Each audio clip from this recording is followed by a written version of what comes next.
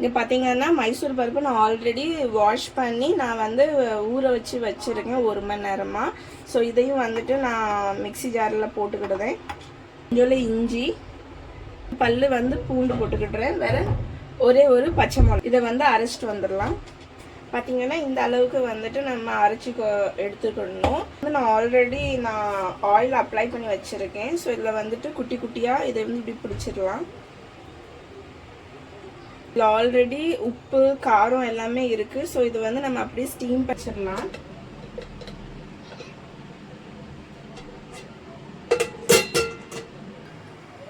இங்கே பார்த்தீங்கன்னா நம்ம ஃபுல்லாக அந்த பருப்பு உருண்டையும் ரெடி ஆயிடுது.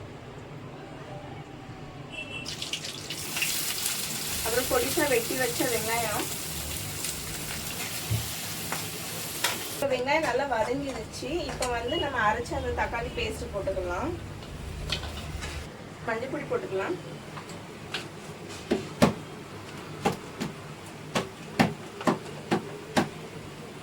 அது கூடவே வந்து மிளகா பொடி போட்டுக்கலாம். காரத்துக்கு சிக்கன் மசாலா போட்டுக்கலாம்.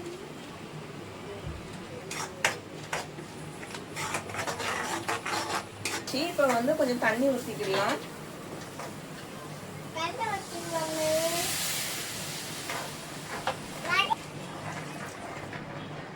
இந்த கிரேவிக்கு தேவையான அளவுக்கு உப்பு போட்டுக்கலாம்.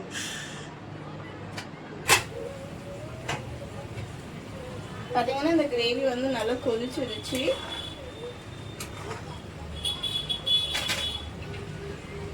இப்போ நம்ம வந்து அந்த பருப்பு அவிச்சு வச்சோம்னால அதை வந்து இதில் போட்டுக்கலாம்.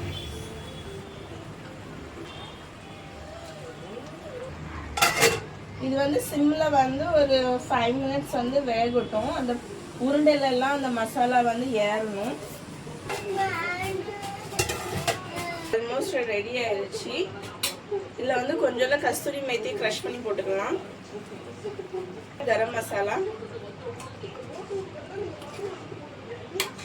கொஞ்சம் கட் பண்ண கொத்தமல்லி இலை போட்டு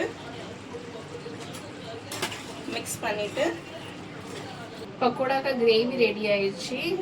இதுக்கு வந்து சூப்பர் காம்பினேஷன் இது.